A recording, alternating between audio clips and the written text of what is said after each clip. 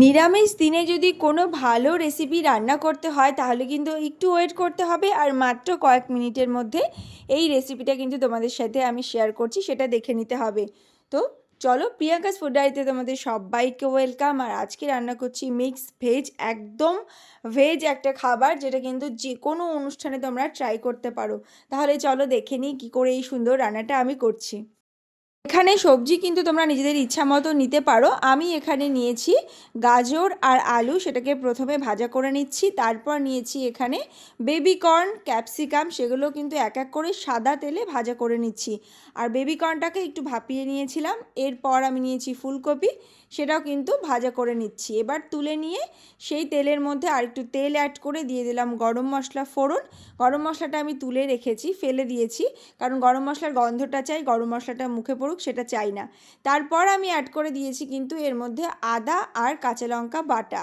তারপরে দিয়ে দিয়েছি দুটো বড় সাইজের টমেটো বাটা। তার মধ্যে দিয়ে দিলাম কিছু গুঁড়ো মশলা, যেমন দিয়েছি আমি ধনের গুঁড়ো আর শুকনো লঙ্কার গুঁড়ো, হলুদ গুঁড়ো, নুন আর কাশ্মীরি লঙ্কার গুঁড়ো। তো আর আমি কিন্তু এখানে একটু ঘিও ব্যবহার করেছিলাম। আর সবজি কিন্তু তোমরা তোমাদের মতন কমিয়ে বাড়িয়ে দিতে পারো, আলুটা চাইলে অ্যাড নাও করতে পারো।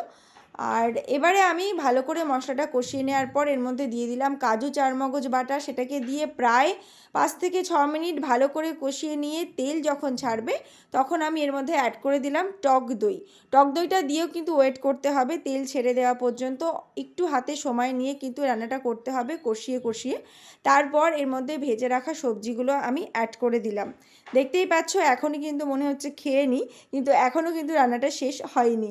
তো এবারে সবজিটা আরেকটু মজে যাওয়ার জন্য খুব অল্প পরিমাণে গরম জল দিয়ে দিলাম আমি এর মধ্যে, কারণ যেইটুকু সবজি সেদ্ধ হতে বাকি রয়েছে গ্রেভিটাও তৈরি হওয়ার জন্য একটু জল দিয়ে দিলাম।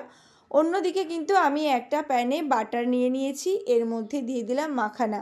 মাখানাগুলোকে সুন্দর করে ভাজা করব ততক্ষণ যতক্ষণ না এগুলো ক্রিস্পি হয়ে যাচ্ছে। একটু নুনও ছড়িয়ে দিয়েছি। এগুলো সুন্দর করে ক্রিস্পি করে ভাজা হয়ে যাবে। অন্যদিকে ঢাকা দিয়ে আমার সবজিটা রান্না হচ্ছিল, সেটাও কিন্তু রেডি হয়ে গেল।